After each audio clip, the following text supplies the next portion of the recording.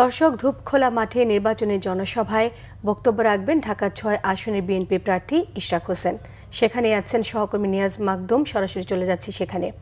নিয়াজ, ইশরাক হোসেনের নির্বাচনী প্রচারণার কি তথ্য আছে আপনার কাছে? সর্বশেষ খবরগুলোই জানাবেন।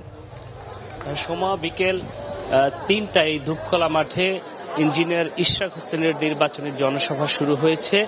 এই জনসভার প্রথম পর্বে সাংস্কৃতিক অনুষ্ঠান হয়েছে।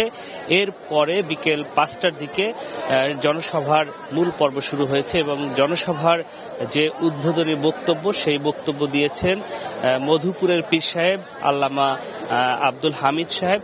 তিনি তার বক্তব্যে ইঞ্জিনিয়ার ইশরাক হোসেনকে বিজয়ী করার ব্যাপারে জনগণের কাছে আহ্বান জানিয়েছেন।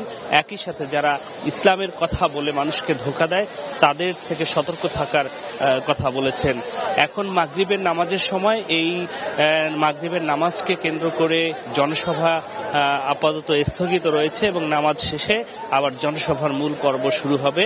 এই জনসভায় বিএনপির সিনিয়র যুগ্ম মহাসচিব রুহুল কবির রিজভী প্রধান অতিথি হিসেবে বক্তব্য রাখবেন। ইঞ্জিনিয়ার ইশরাক হোসেন তার এই জনসভায় এই ঢাকা ৬ আসনে যেই সব সমস্যা রয়েছে, গ্যাসের সমস্যা রয়েছে, সরু রাস্তার সমস্যা রয়েছে, পানির সমস্যা রয়েছে, জলাবদ্ধতা হয়, এই বিষয়গুলো নিয়ে তিনি কথা বলবেন।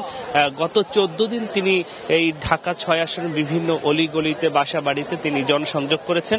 সেখানে জনগণের কাছে এই সমস্যাগুলো শুনেছেন এবং সেইগুলো বিষয়ে আজকে তিনি আশ্বাস দিবেন বলে আমরা জানতে পেরেছি।